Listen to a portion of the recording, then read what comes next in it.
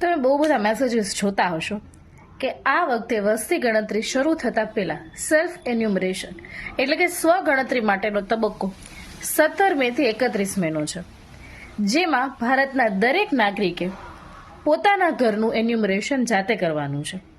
કેવી રીતે કરવાનું છે, કઈ સાઇટ પરથી કરવાનું છે અને ઇઝીએસ્ટ વેથી એ કેવી રીતે થઈ શકશે, એ સંપૂર્ણ માહિતી મેં આ વિડીયોમાં શેર કરેલી છે.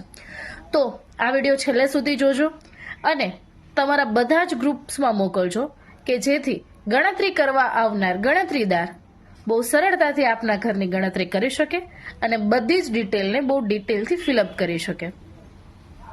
તો સૌથી પહેલાં se.census.gov.in આ વેબસાઇટમાં જઈ અને આપેલ ડિટેલ્સને ફિલઅપ કરવાની છે. આની લિંક હું આ જ વિડીયોના ડિસ્ક્રિપ્શન બોક્સમાં એડ કરું છું અને આગળ દરેક ડિટેલને કેવી રીતે ફિલઅપ કરવાની છે એ પણ ઇન ડિટેલ એક્સપ્લેન કરું છું, જેમાં તમને આ રીતે તમારું સ્ટેટ અને કેપ્ચા કોડ એન્ટર કરવાના કહેવામાં આવશે.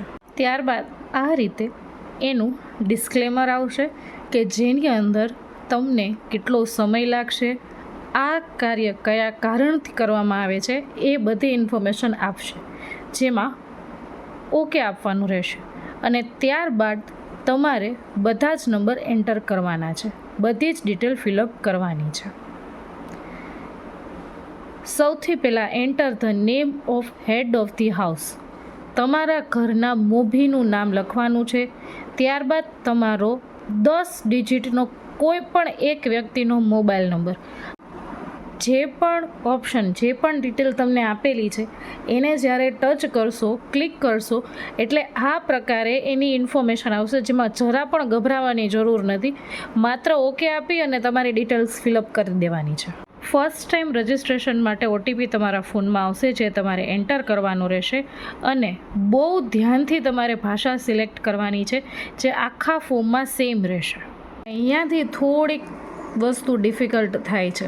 જિલ્લો અને પિનકોડ બહુ ઇઝી છે, પણ ત્યારબાદ તમારે આ મેપની અંદર તમારા ઘરને ચિહ્નિત કરવાનું છે, જે કેવી રીતે કરવાનું છે હું વિડીયોમાં આગળ સમજાવું છું. હવે આ રીતે આપની સ્ક્રીન પર એક મેપ ઓપન થશે, જેમાં તમારે તમારું ઘર માર્ક કરવાનું છે. આ માટે હું એક ટ્રીક સમજાવું છું. સાઈડમાં છે આપને ડ્રોપ ડાઉન બાર આપેલું હોય એના પર કરવાનું નથી ક્લિક, એનાથી તમે ડાયરેક્ટ નીચે પહોંચી જશો, જે તમારા માટે થોડું ક્લમઝી રહેશે. એના કરતાં તમારા લેપટોપ પર અને તમારા પીસીમાં જ્યાં પણ ડ્રોપ ડાઉન બટન આપેલા હોય એનો ઉપયોગ કરવો, કે જેથી કરીને બહુ સ્લોલી મેપ મૂવમેન્ટ કરશે અને તમે બહુ ઇઝીલી કોઈ પણ પ્લેસને સિલેક્ટ કરી શકશો. આ સિલેક્ટ કરવું બહુ જ ઇઝી છે. તમને તમારા ઘરની આજુબાજુના એરિયાનું જો લોકેશન ખ્યાલ હોય તો આમાંથી તમે તમારું ઘર સિલેક્ટ કરીને માત્ર એને ડબલ ક્લિક કરવાનું છે, નથિંગ એલ્સ. ત્યારબાદ સેવ કરો અને આગળ વધો. તમે આપેલી ડિટેલ્સ અહીં આવી ગઈ છે. હા પર ક્લિક કર્યો અને એ માટે માંગેલી બીજી ડિટેલ્સને ફિલઅપ કરો. જનગણનાના ઘરના ભોંયતળિયામાં વપરાયેલ મુખ્ય સામગ્રી, જે પણ તમારા ઘરના ભોંયતળિયામાં એટલે કે નીચેની બાજુમાં ટાઇલ્સ જ્યાં આવતી હોય ત્યાં જે પણ મટીરિયલનો યુઝ થયો હોય એને નાખો. હવે ખાસ એક ટ્રીક સમજાવું છું. આ કર્યા પછી અગેન ડ્રોપ ડાઉન બટનનો યુઝ ના કરવો, ડ્રોપ ડાઉન બારનો યુઝ ના કરવો, પણ એના બદલે ડ્રોપ ડાઉન બટનનો જ ઉપયોગ કરવો. પણ આ સમયે પણ જો તમે ડ્રોપ ડાઉન બટનનો યુઝ કરશો ને તો આ રીતે બનશે, જેમ કે મેં અત્યારે આ સિલેક્ટ કરેલું હતું, જેવું મેં આ કર્યું તો એ સાથે અન્ય આવી ગયું. હવે આ કિસ્સામાં આપણે શું કરવાનું છે, માત્ર અહીંયા જ નહીં, આખું ફોર્મ ભરો ત્યારે તમે કોઈ પણ ઓપ્શનને સિલેક્ટ કરો છો ત્યાર પછી તમારે આ જે બ્લેન્ક સ્પેસ છે ત્યાં એકવાર ક્લિક કરી દેવાનું છે અને ત્યારબાદ નીચે સ્ક્રોલ કરવાનું છે, જેથી કરીને ઓપ્શન ચેન્જ નહીં થાય. ત્યાર પછીના નેક્સ્ટ પેજમાં ઘરના મુખ્ય વ્યક્તિનું નામ અને તેની જાતિ નાખ્યા બાદનો પ્રશ્ન છે, અનુસૂચિત જનજાતિ અથવા જાતિ કે અન્ય જો આ અંગે તમને કાંઈ ન સમજાતું હોય, તમે જો અનુસૂચિત જાતિ અથવા અનુસૂચિત જનજાતિની યાદી જોવા માંગો છો તો તમે અહીંયા ક્લિક કરી શકો છો અને એ માટે તમને બધી જ વિગત આપેલી હશે જે તમે સ્ક્રોલ કરીને જોઈ શકો છો.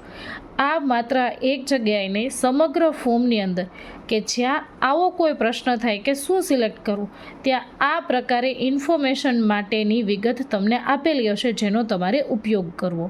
આવા જે પણ પ્રશ્ન આવતા હશે, જેમ કે રહેવાના ઉપયોગમાં આવતા ઓરડાની સંખ્યા, તો આ સમયે તમને ના સમજાય કે મારે આની ડિટેલ કઈ રીતે ફિલઅપ કરવાની, તો અહીંયા પેલા ઇન્ફોર્મેશન બટનને ટચ કરશો એટલે તે પ્રશ્ન માટે કેવો જવાબ ઈચ્છનીય છે એની તમામ વિગત તમને ત્યાં આપવામાં આવશે.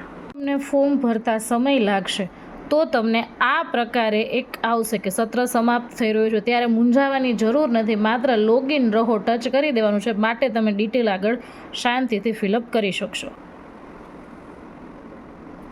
દરેક પ્રશ્નને વાંચી અને તેના જવાબ આપી પેજના અંતે સેવ કરો અને આગળ વધવાનો ઓપ્શન સિલેક્ટ કરો.